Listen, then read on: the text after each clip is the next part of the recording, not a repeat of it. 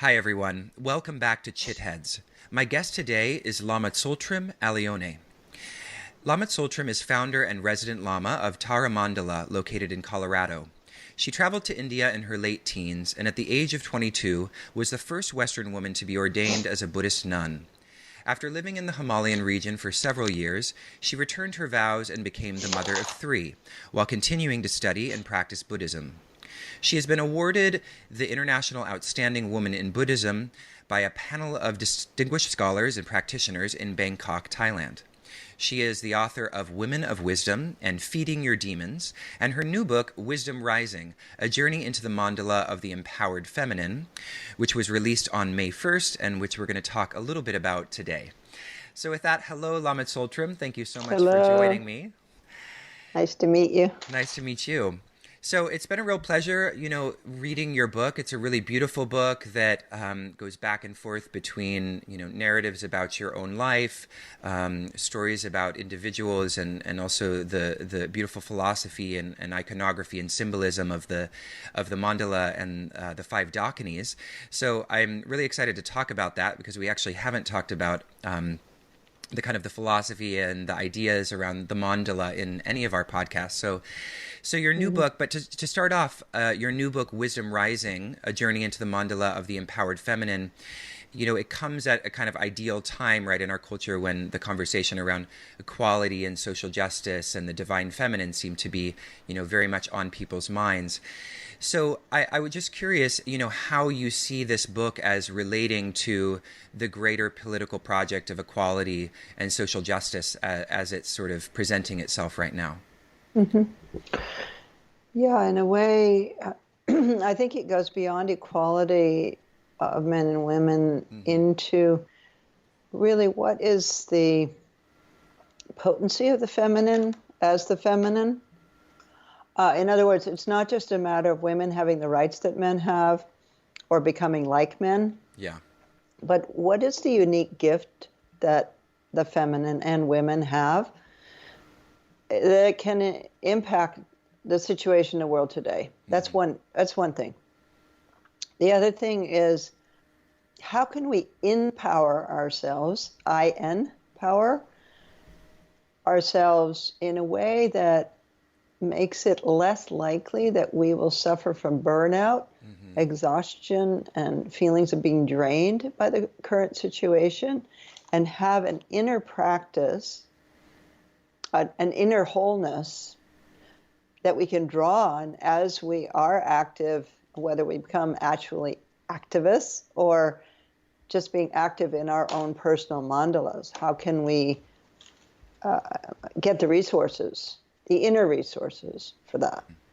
So, in the book, as I was mentioning, there are a lot of your own narratives about your personal life, which are really beautiful and also sometimes quite devastating. There's, wonderful ups and losses that happen throughout your life, and so, obviously, as you're saying, there's a kind of deep psychological tone associated with this work and with the work of the mandala and the wisdom dakinis, and so I'm wondering how you see this kind of psychological integration related to the greater political project, because I feel like oftentimes when people talk about politics they seem to kind of they sideline or don't necessarily talk about the ways in which that inner work is necessary for moving towards sustained political progress. So can you talk a little bit about that, the relationship between the psychological work and the political work? hmm Yeah, I've always been a proponent of the psycho-spiritual Mm-hmm. work, the idea that you really can't make solid progress spiritually without having a parallel emotional development. Mm-hmm. And it's a lack that I've seen in the Buddhist community and in myself, frankly. When I came back from being a nun and became a mother, and all of a sudden realized I had a lot of emotions Yeah. that I thought I had overcome, I realized that I had to work with some of those deeper issues in order to develop spiritually as a whole person. Mm-hmm. Otherwise, I could get involved with spiritual bypassing, using my path to bypass difficult emotions. So I have been teaching this since the 80s about this, in this way of doing parallel psychological and spiritual work. So that's psycho-spiritual, but you're asking about psychopolitical, how inner transformational work impacts our political or social activism. Is that right? Yeah. That was a question. So in anything that we do, if we're coming from a place of fragmentation, whether it's emotional or spiritual or even physical, Yeah. that fragmentation will impact our effectiveness. If we're coming from a place of wholeness and integration in the psyche of, say, the spirit and our psychological state, then our impact will be greater. If you can kind of see it visually, if something is fragmented, it doesn't have strength. And also it might come out in ways that one doesn't want it to, because these situations can become tense and emotions can arise. And if we haven't processed our own inner material, then those emotions can come out in ways that are really destructive to the process that we want to see happen. And for example, with women, with the women's movement and what's happening now with Me Too, there's a lot of anger, right? Yeah. And that anger is certainly justified. We have reasons to be angry, right? Yeah, definitely. But if that anger is loaded with a lot of emotional sort of backlog that we haven't personally processed, then it could become destructive to the process of change. So I'm not saying people shouldn't feel emotions or try to cut them off, but to do our personal work and then do our social work, or at least do them in a parallel way. We can't get sort of completely cooked and developed psychologically and then do something, because we might never get to it. Yeah. So we'd never reach the end. But I think that idea that we're coming from a transformed, integrated state will impact the effectiveness of our communication and therefore our activity. So, touching on that fragmentation is a great way to kind of segue into a discussion of the mandala, because the mandala, as you kind of talk about in your book, is sort of a symbol. The circular nature of it is sort of a symbol of that non-fragmentation or a reintegrated kind of wholeness. So just to kind of ask some basic questions, what is a mandala for those that are not familiar? A mandala is basically a circle with 4 quadrants and a center. The Tibetan word is keel, core. Keel means the swirl, and core means what surrounds it. So there's different kinds of definition of the mandala, but essentially it is that pattern of a circle with 4 quadrants and a center. And of course, in the Tibetan tradition, it gets very highly elaborated with all kinds of different symbolic rings around that center with the 4 directions. But that's basically the format of it. The inner nature or the effect of the mandala, when we use it, and the way we use it in Buddhism is we enter the mandala. We're not looking at a mandala on the wall like we normally do in a museum or perhaps on a poster or something like that. We're in the center of it. And the function is to bring the psyche into that template of wholeness of the circle, the 4 quadrants in the center. And in that way to heal the fragmented psyche, and not only heal it, which was more a Jungian idea of how to work with the mandala, not only heal it in the Buddhist sense, to enter into the luminous presence of the deities within the mandala and thereby transform our obscured emotions into the five wisdoms. So when you say that for Jung it was a healing, are you saying that I'm sort of hearing that you're saying it was sort of selling it short, like it wasn't kind of the full process? Is that kind of what you mean by remarking on Jung's idea that the mandala was sort of just for, not just for healing, what was primarily for healing rather than what seems to be a kind of more almost spiritual goal? Yes, I think you could say that, although I don't know if I'd say it quite like that. I think that what we could say was he related to the mandala as a psychological healing tool and also as a manifestation of the unfragmented psyche that would come to his clients in dreams in various ways, or through drawing mandalas. So he had he used that template for himself starting in between 1918 and 1920 when he was a commandant in a prisoner of war camp in Switzerland. He started drawing mandalas, and he literally said he felt that he was able to maintain his sanity under those conditions because he was drawing mandalas daily and then allowing the mandalas to speak to him. So in that sense, psychological. With the Tibetan mandala, it takes it further, I would say, and often in a less personal way. Jung's mandalas, they are archetypal, but they also have personal symbolism in them.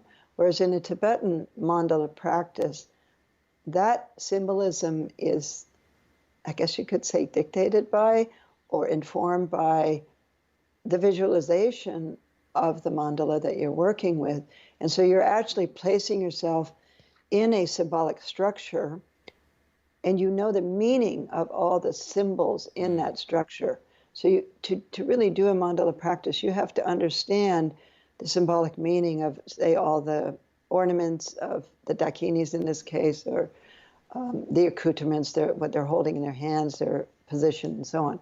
So once you learn that symbolic meaning, then when you're doing the mandala practice itself, the symbolic impact will come to you naturally.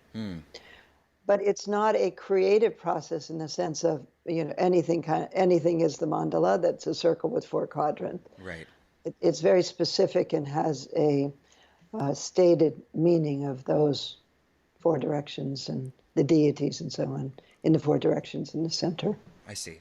So then in the book you mentioned that there are actually three mandalas, the outer, the inner, and the secret. Can you unpack those, the differences between those three? Mm-hmm.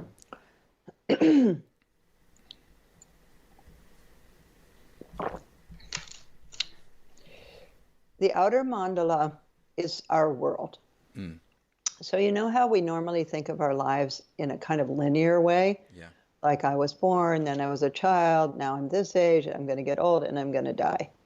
And even during the day, we have this linear idea of what happened, that we're always kind of walking a line in some way. Even if it's a sort of convoluted line, where we think of it in a linear way. Whereas when you're in the experience of the outer mandala, you are in the center of your world always. You're not moving out of that. And the people and animals, your home, everything is your outer mandala. And so you could see your family and close people as the retinue of your mandala. And then so on, and it goes out to include the whole world. And I find this a very potent experience to think about my life as my mandala, my outer mandala. And people move in it and move out of it. Maybe I change locations, but the mandala is always there. So it creates naturally a sense of centeredness in my life. And so that's the outer mandala. And then the inner mandala is the Sambhogakaya level of the mandala. Sambhogakaya meaning the dimension of luminosity. It's the radiance or the expression of the Dharmakaya, which is pure potential that has no form. So the deities in the mandala, in the inner mandala, have the quality of light.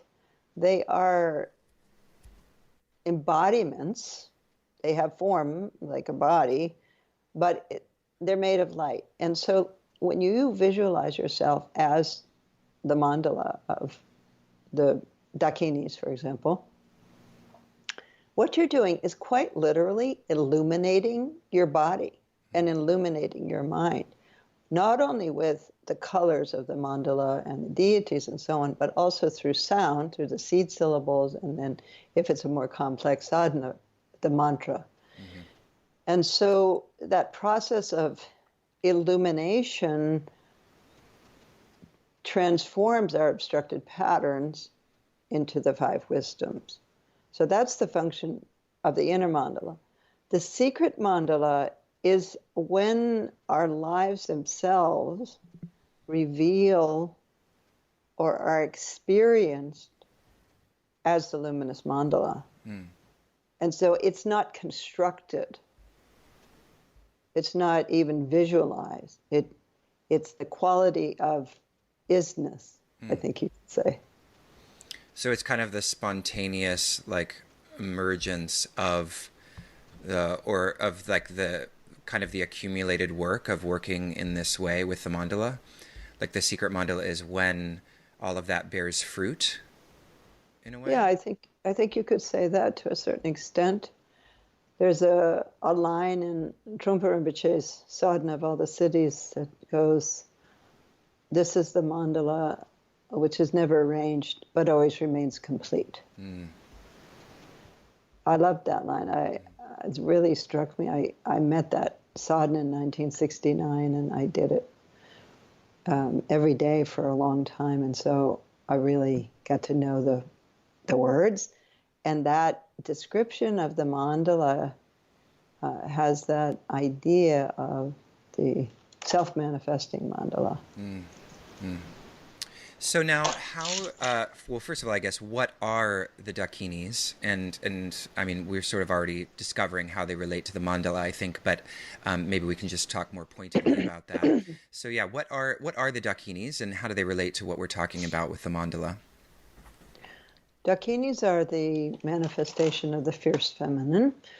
Although they're not always fierce, they usually are portrayed as fierce, surrounded by flames. Mm-hmm. And the dakinis have a lot of different functions. They can function as a guide. The dakinis can be a yidam or a deity you'd use in meditation.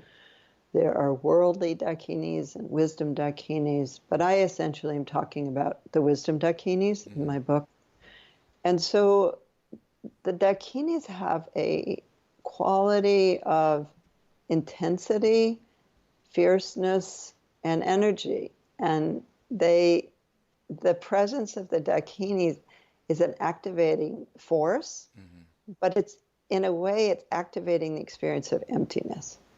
So the kadro, kadro in Tibetan is dakini, kadro ma, is the idea of which means to go in space, or sky goers. Sometimes people translate it a little more poetically, but it literally means space goer. And so the dakinis are, in that sense, are communicators. They're guides. They're messengers in that sense, but they're also messengers of emptiness. They go through emptiness. They are permeated by it and expressions of it, but they're active. And in our lives, they tend to pull the rug out from under us. One of the things I say in the book is they preside over the funeral of self-deception. That's a beautiful way to put it. Yeah, and one of the interesting things about the dakinis is it's very hard to explain them. Whenever anyone says, "Oh, what's a dakini?" there's a level where I kind of go blank. And I worried about that for a while, but then I realized, well, that's part of it. Yeah. That they are beyond concepts, they're beyond words, and they're operating in that liminal space.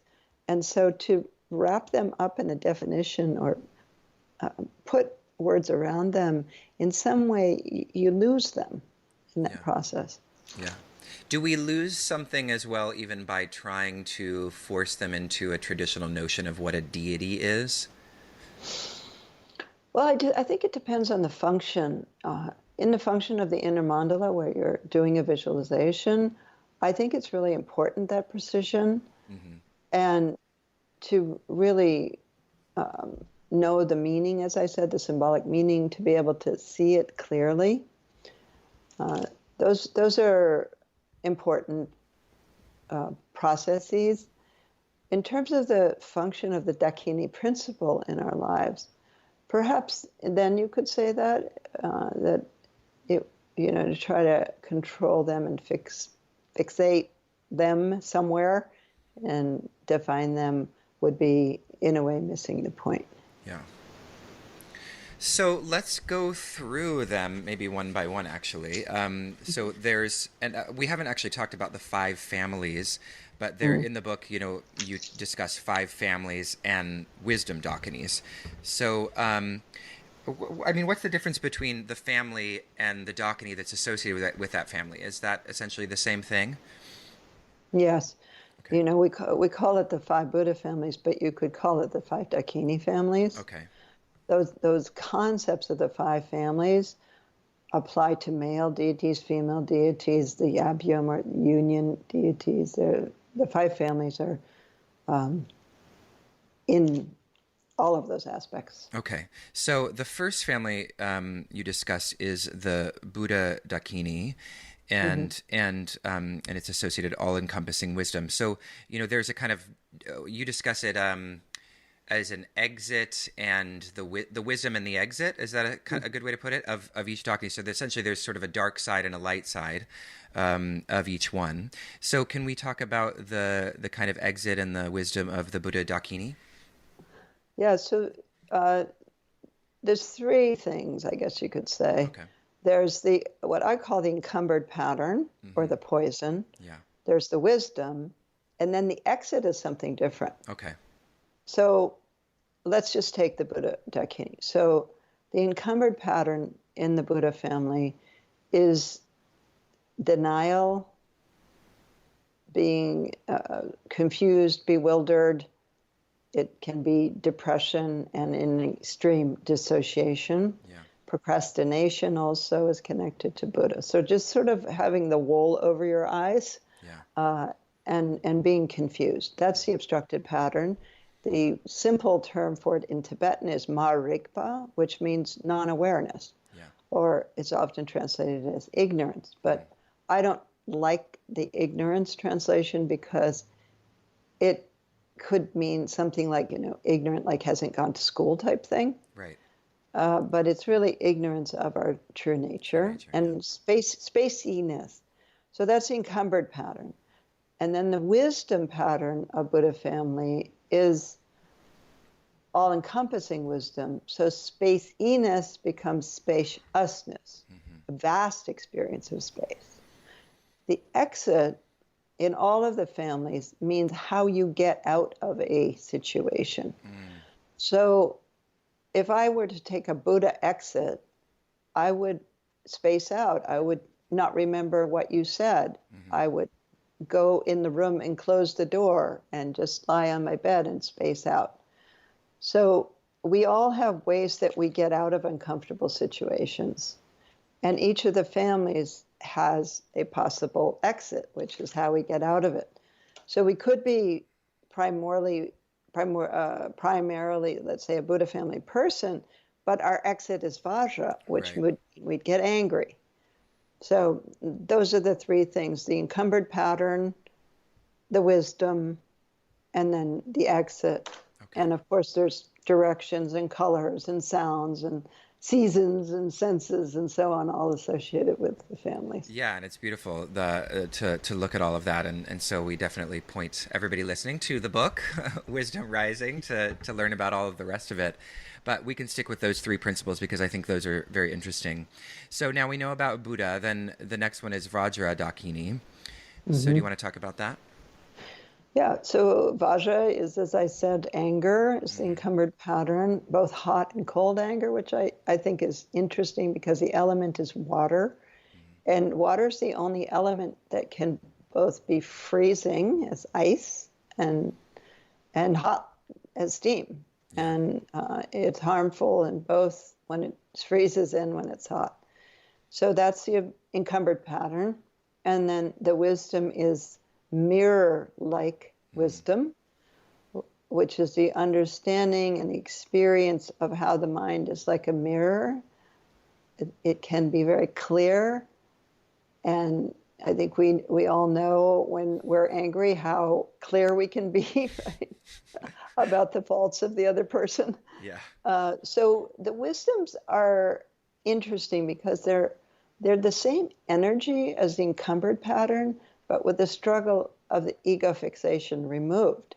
So the clarity of anger in its cold and hot forms, when that struggle and impact of the ego is removed, turns into a vast clarity, the ability to be a clear reflection in front of which anything can pass without us being judgmental or reactive.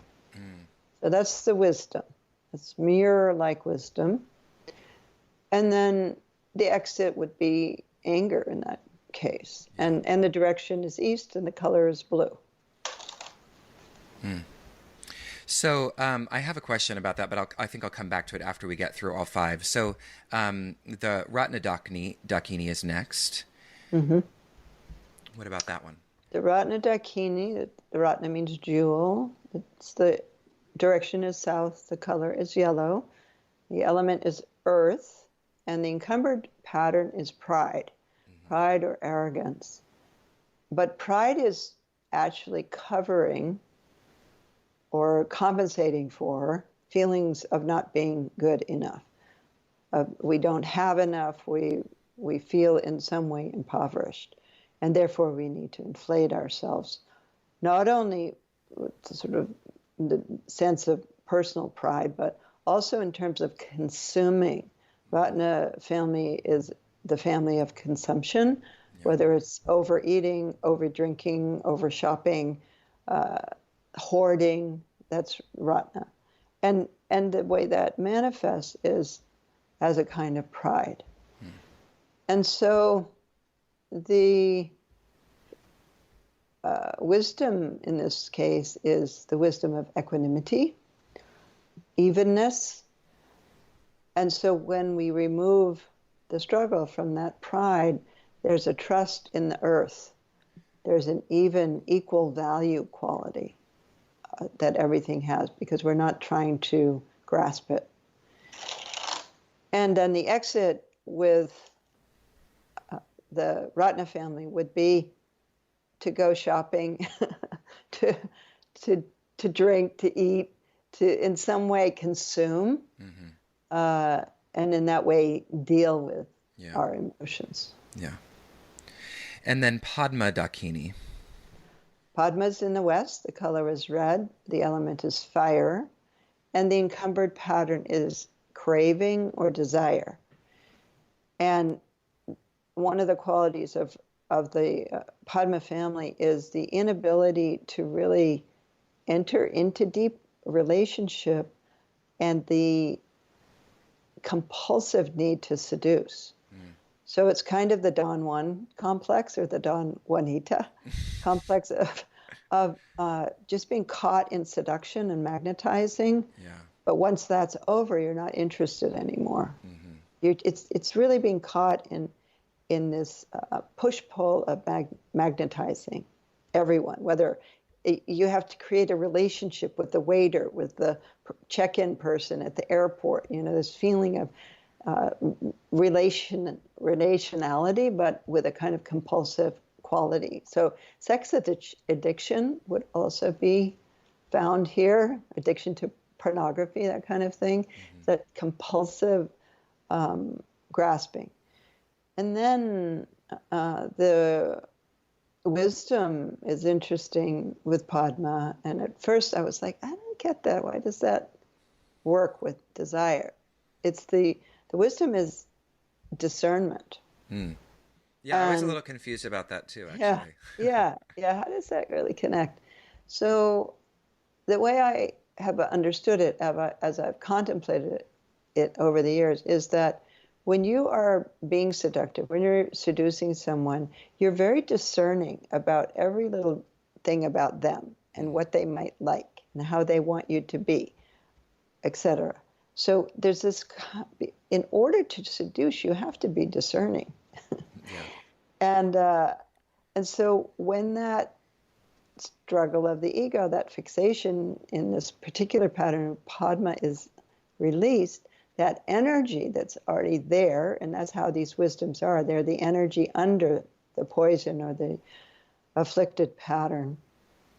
So the energy there is discriminating awareness or discernment. And so that's the connection. And also Padma, it connects to the arts, and it's the ability to see relationships between colors and shapes and sounds and so on, depending what kind of artist you are, and then work with those in a discerning way. And so that's the transformed. And then the exit would be seduction. That when you're trying to get out of a situation, call somebody, draw them into the situation, or find a sexual partner, or whatever, use that energy to get out of the emotions that you're feeling. Yeah. So we've reached our fifth Dakini, the Karma Dakini. Yeah, the Karma Dakini, the color is green, the element is fire, and the obstructed pattern is jealousy or envy. And I think a better word is maybe competitiveness, because karma has a lot to do with keep up with the Joneses kind of feeling, or the way friends can compete with each other, the way siblings compete. In business, of course, there's a lot of that struggle coming from comparing yourself with somebody else and what they have. And so that creates compulsive activity, workaholic tendencies. That sort of windedness you can get when you're super busy, where you actually get in bed at night and you almost feel like you're panting, and it's hard to go to sleep because your lung, your prana is way up. I know that. So that's the obstructed pattern. Do you relate to that? Yeah, I do. Well, I think everybody does in this day and age. We're all going way faster than we really want to go. Yeah. So, and then the wisdom is all-accomplishing wisdom, which is also a beautiful wisdom and something that took me a while to understand. I thought at first, it just means you can get everything done in a wise way. Yeah. But it's really about being in the flow rather than the force. And when you're in that flow of all-accomplishing wisdom, synchronicity happens and things fall into place without you having to manipulate them a lot or force the situation. So it's the family of skillful means in terms of actions, activities, but also karma is associated with destroying or subjugating. So destroy what needs to be destroyed. It's not only sort of creating or getting things done, but also knowing when it's time to cut the cord or end something. Wow, that was beautiful. Thank you for describing each one of those. So, one of the things that I really love about the Dakini is, and this is sort of touching on something that you remarked upon at the beginning of our chat, is this kind of way in which some of the spiritual traditions seem to imply a need to repress or deflect emotions, or at least sometimes, we have this sort of notion of spiritual bypassing, which touches upon that really nicely. And what I love about the Dakinis is that it's a transmutation, right? It's a working with the emotions, and it's not that the emotions are bad. It's that the kind of contracted ego anchored relationship to that emotion is sort of the issue.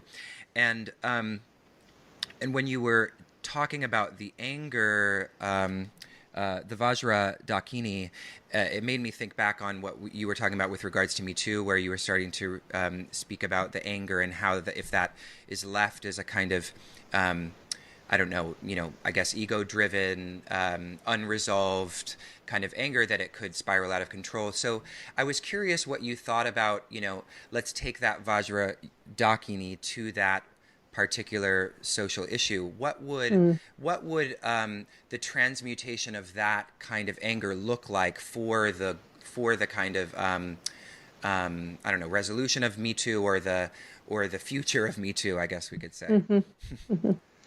Yeah. Well, if we think about anger and its transformation in mirror-like wisdom, then if we can transform that emotion into its wisdom aspect, we have a great deal of clarity. So we might manifest fierceness, but behind that would be clarity, and behind it would not be hatred. So it's like a mother, like if one of my kids, when they were little, would like run out, start to cross the street, I would grab them and stop them and be very fierce and firm with them. But I wouldn't have any hatred toward them. When I did that, it more like a clarity and a fierceness that is needed in that situation.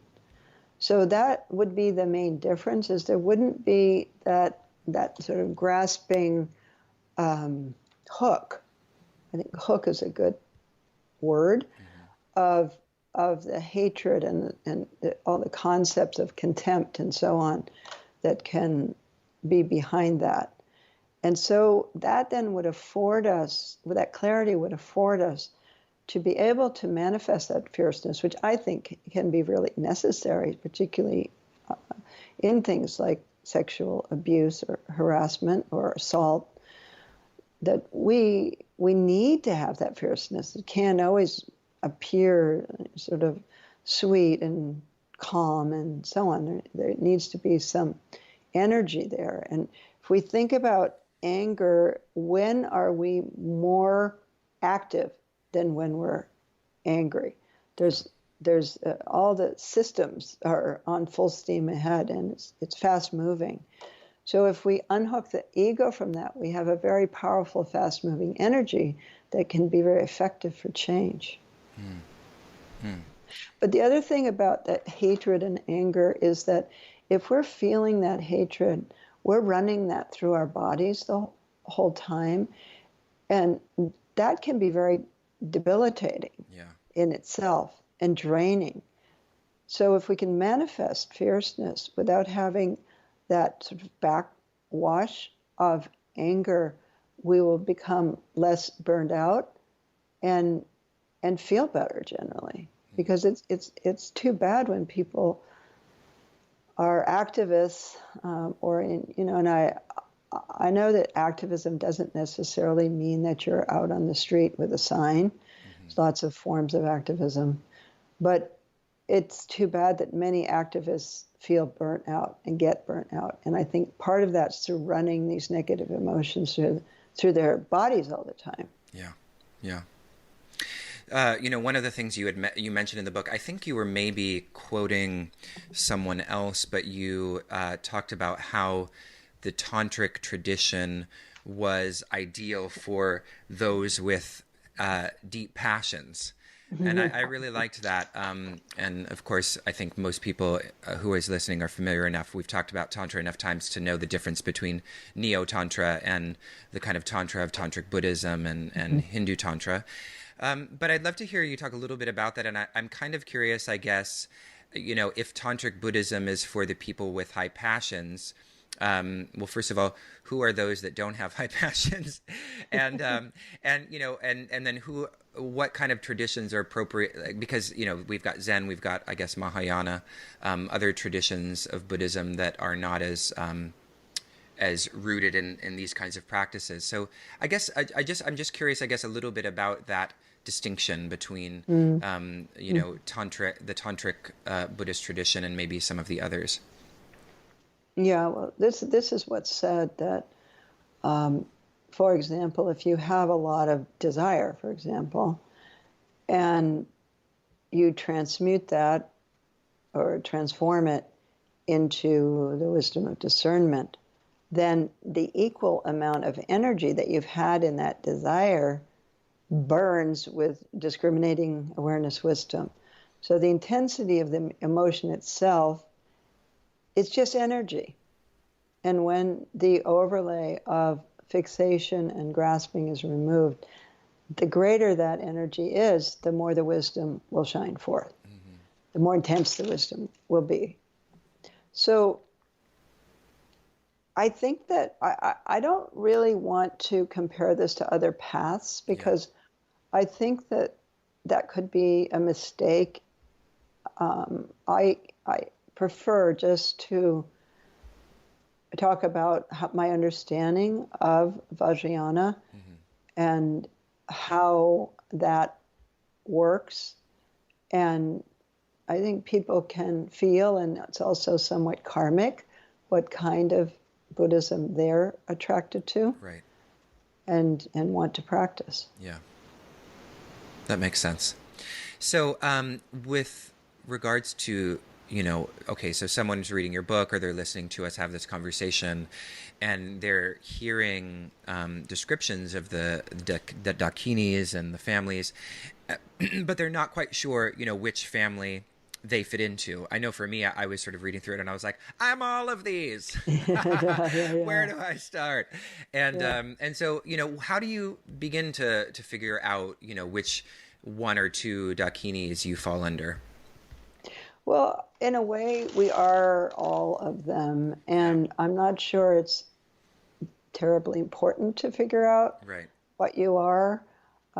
When you receive a traditional Vajrayana empowerment, you get a flower, and they come around with a mandala on a tray, and you put the flower over the mandala and between your middle fingers holding it, and then you drop it onto the mandala, and it will fall into one of the families. And so that's the focus for you with that particular practice, and so that it's sort of determined in that way. Yeah, I find all the families helpful in terms of myself. I definitely find all of those. And then the ones that I find are more predominant in me, then I find those more helpful, perhaps, in thinking about how to transform my patterns, because I can see, I have got a lot of this tendency. Yeah. And so what would be the antidote to that? And but when you do the mandala practice, you become all of them, which is kind of interesting. Of course, you are mainly the central Dakini with the retinue, but really you're spreading your mind out to be all five, to embody all five. That's beautiful.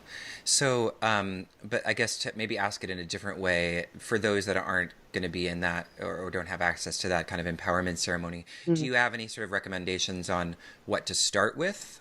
Do you just go what intuitively speaks to you the most kind of, intensely, or do you have any other suggestions around that?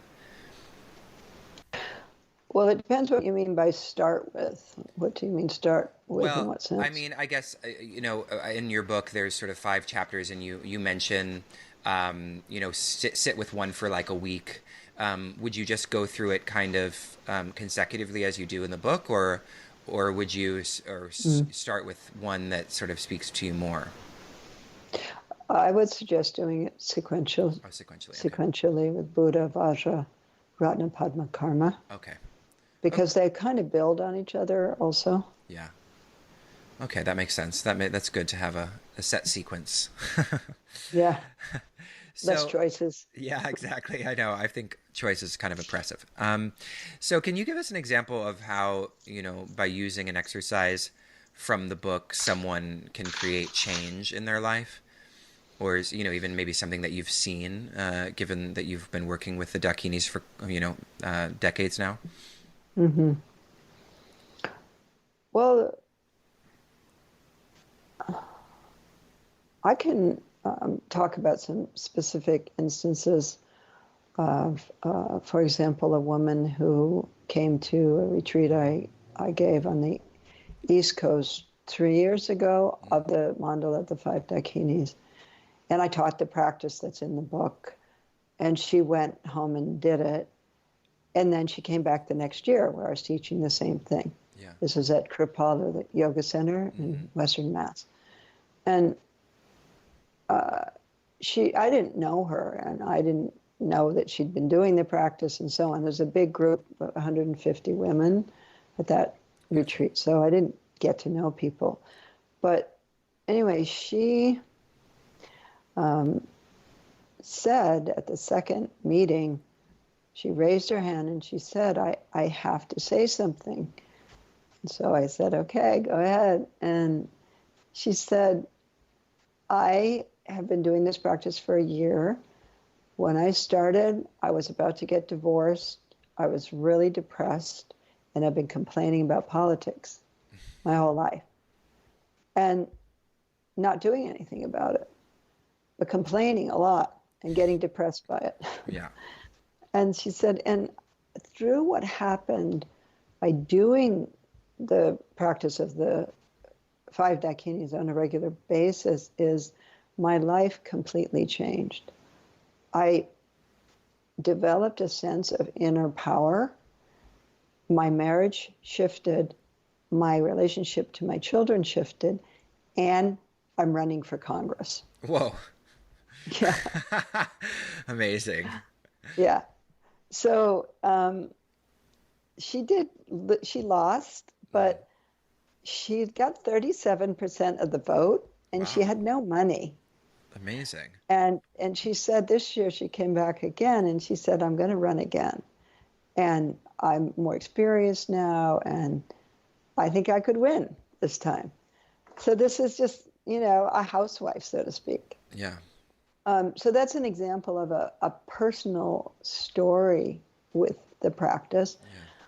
There was another woman in that retreat, and she said she had suffered from abuse as a child and sexual abuse, and that she had spent her whole life being in this trauma and hating being a woman, and never had liked it, didn't want to dress like a woman. It felt like, it made her a victim and so on. And she said, after doing this practice where you visualize yourself as an empowered feminine being, she said, it's the first time in my life I've been able to feel comfortable and empowered in my body. So that's another case because of the identification with the feminine. There was another person who said she was an activist, like that's what she does, and she, because of the current political climate and what's happened with so many environmental and other progressive laws that are being gradually taken apart, that she was feeling really hopeless and had no energy. And with the empowerment experience of the practice, she didn't feel that way anymore. Of course, the situation isn't good, but she didn't feel burnt out. She felt like she had a lot of energy and she could draw on that. So those are some examples. In terms of how the listeners might work with a family, the practice of the five Dakini Mandala is in the book, and it's pretty carefully and extensively explained how to do it. So that's what I would suggest doing, is actually do that mandala practice so you experience the wholeness, the wholeness template of the mandala. But if you wanted to also just work with one family and say the issues of a family, like let's say you have depression, for example, that's Buddha family. And so you could work with the seed syllable of that dakini, which is BAM, B-A-M, and the color white. And simply that, not the whole visualization of the dakini, but sounding that BAM in a deep, low, strong voice, and the sounding of it so the sound is going into your body rather than projected out. And then see the white light permeate your whole body. That's very quick. There's no preliminaries. You can just sound the seed syllable, drop into the light, that luminosity, that color, and allow the emotion to transform. So we're kind of nearing the end of our time, but I have a couple more questions that I'd like to ask that are shifting a little bit away from what we've been talking about. But I wanted to talk about, obviously, based on the work that you do, the tools are there within the Buddhist tradition to do this kind of work of, healing these internal rifts. But we're in a situation right now, right, where we're seeing a lot of, in the Buddhist community and also other spiritual communities of this, coming to the surface of various forms of inequality that have been problematic towards women. And so I'm wondering, what you see as being the source of that, and if it's a kind of wider cultural problem that's infecting these communities, or if it's the effects of an institutionalized form of these teachings, or just, I don't know, any of your kind of thoughts related to what we're seeing with regards to certain communities kind of falling apart as a result of sexual abuse and inequality between the sexes and stuff like that. Mm-hmm. Yeah. Buddhism's having its own Me Too movement right now.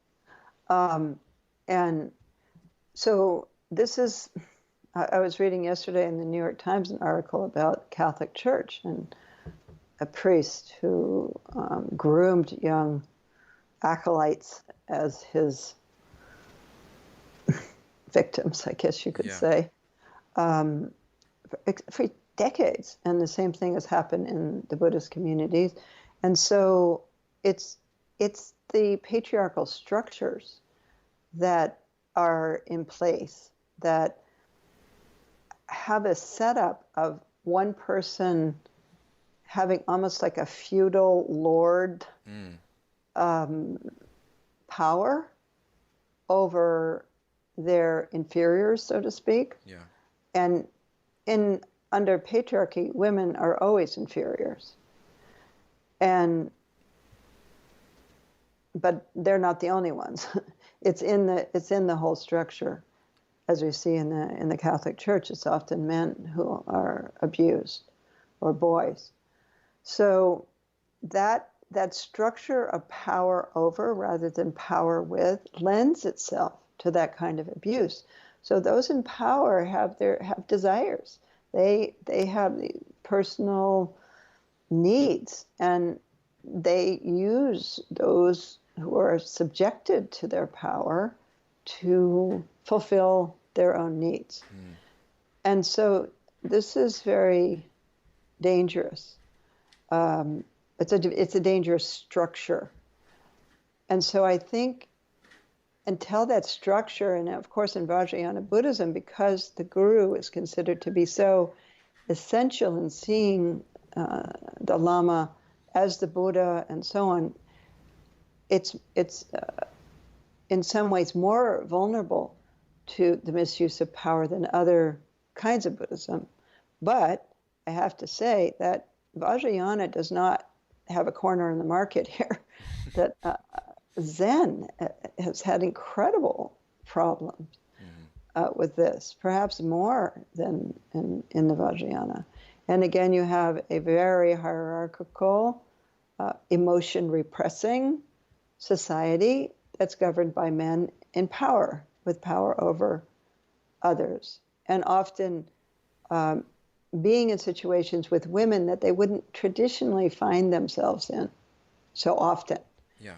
And so that's also true in the West, with lamas finding themselves in relationship with women in ways that they wouldn't in traditional culture.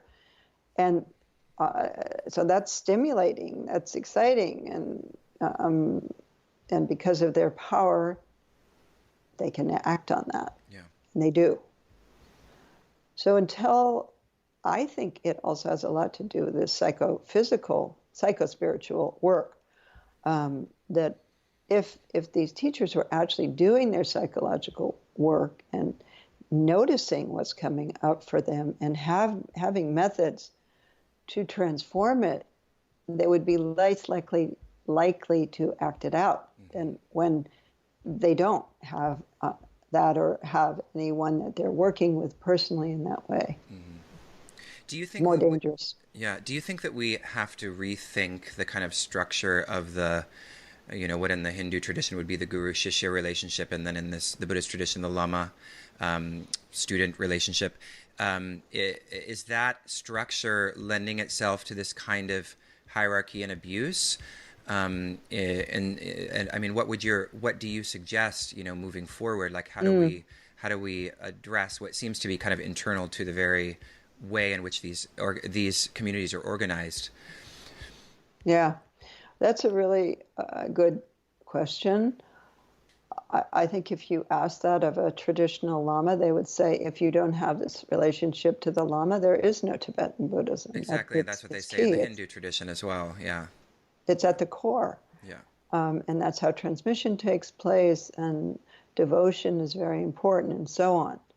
So that would be the answer. I know that would be the answer. I've heard it yeah. many times.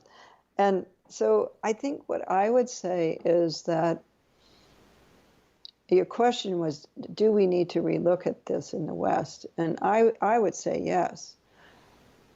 I think that because of the shifts that we're needing to see in gender relations, and also in the potential abuses of that position, which it's so wide open for that, considering the power that the Lama has and also the intimacy of that relationship over the years.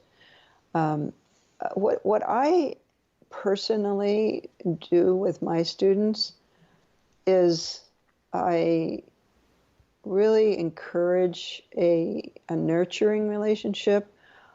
I see myself really as somebody who's supporting their process with the skills that I know, and also through my personal experience, what I can share.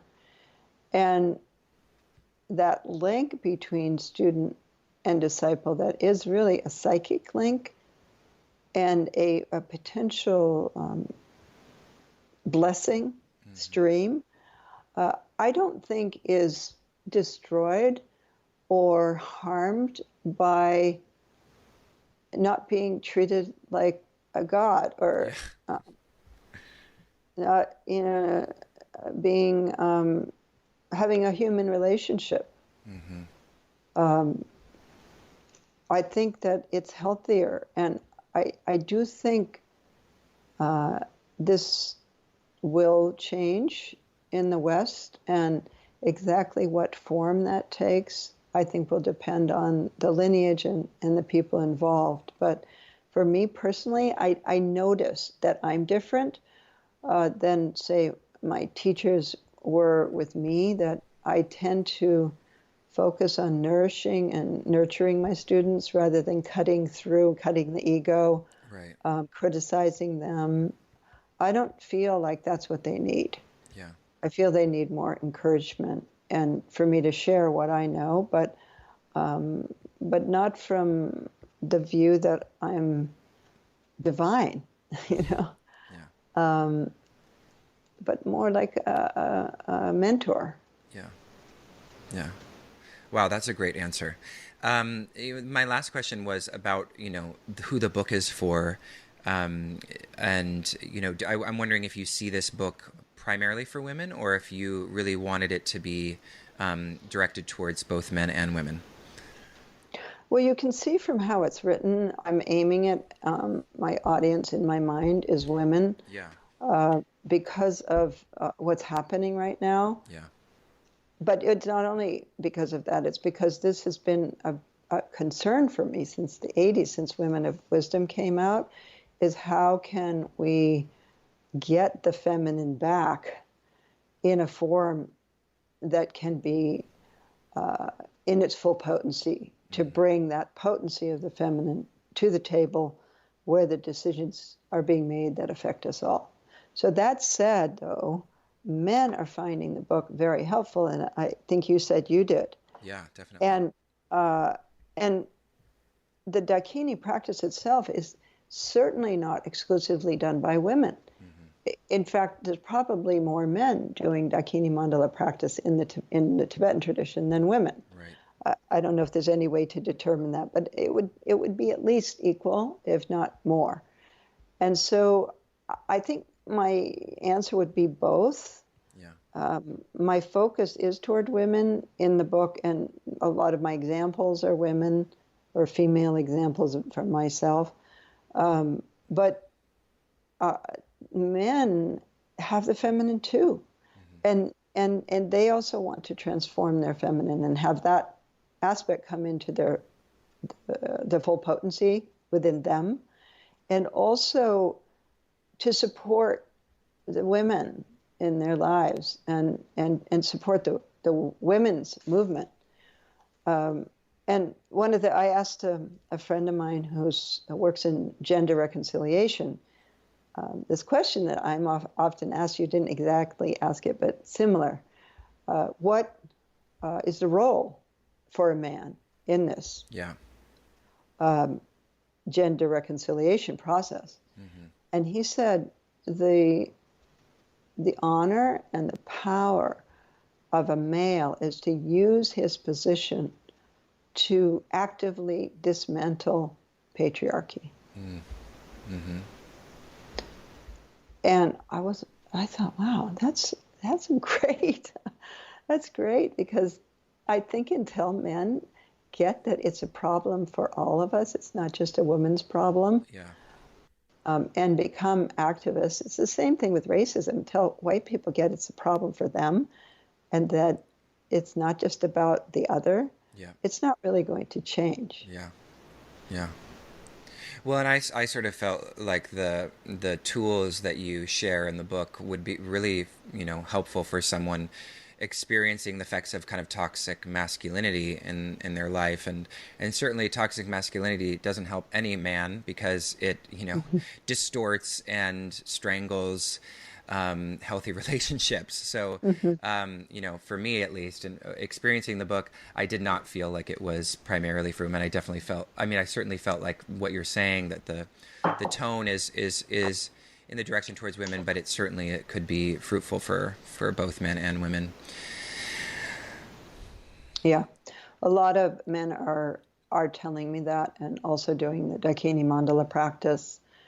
And one of the kind of interesting things about Tibetan Buddhism is gender fluidity, in that we visualize ourselves as male deities, women do, and men as female. And then there's peaceful, there's the blissful, and the wrathful deities. So male and females, and then Yabyum, which is you're both simultaneously. So I find that very interesting that you're literally shifting your identity, your gender identity in different practices, and getting less attached to I am this and you're that and never the twains shall meet. Yeah.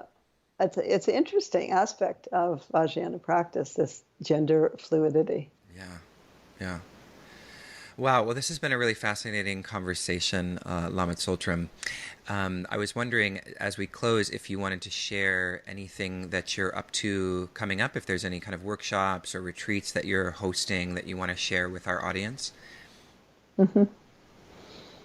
Yeah. Well, I think the first thing I would say is we're very active on my public figure page on Mm-hmm. Facebook, Lama Tsultrim. And so there's a lot of live streaming that's going on now as I'm traveling around teaching Awesome. that people can tune into, and then those live streams become recordings afterwards. And there's a YouTube channel, Tsultrim YouTube channel also. So that's a way people can tune in remotely. And then the website wisdomrisingbook.com, wisdomrisingbook.com has a schedule of my travels. I'll be both here and in Europe before the end of the year, traveling in the United States. Right now I'm in California, then I'll be at Shambhala Mountain Center at the end of July, and then in Europe in September. There's also a Wisdom Rising retreat with Lopan Chandra at Mandala, the 19th to 23rd of September, going more deeply into the Mandala practice with Lopan Chandra, who's an authorized teacher. And then my whole schedule and lots about Mandala can be found at taramandala.org, and I imagine you'll post those links for people. Yes. So, yeah, there's the other thing is we're about to release an online program of Wisdom Rising that's very in depth, and it's a video of me teaching various different things, and then there will be ways for people to connect in personally and so on. So those are some options. So when does that online course launch? In the beginning of August. Okay. Okay, great. So yeah, we'll link to that in the show notes, and hopefully we'll get some signups from that. Well, thank you so much, Lama. It's been a real pleasure chatting with you today. Thank you for sharing your time and your wisdom. Well, thank you, and thank you for being prepared and asking good questions. And I hope that it's helpful to your listeners.